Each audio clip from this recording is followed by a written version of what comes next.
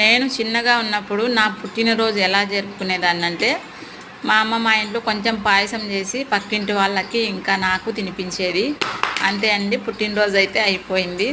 ఇప్పుడు ఈ జనరేషన్లో పుట్టినరోజు అయితే కేకు లేనిదే ఇంకా బర్త్డే అయితే జరుపుకోరు. అది కేకులో ఫ్లేవర్స్ అంట, ఇంకా వచ్చి డిజైన్లు అంట, సో ఇలా రకరకాలైతే చెప్తూ ఉంటారు. సో మా అమ్మాయి బర్త్డే అనేసి ఇక్కడికి కేకు ఆర్డర్ పెడదామని వచ్చినాము. ఇంకా నేనైతే చాక్లెట్ కేక్ అయితే ఆర్డర్ చేయమని చెప్పినాను. చూడండి, చాలా బాగున్నాయి ఇక్కడ ఉండే డిజైన్లు.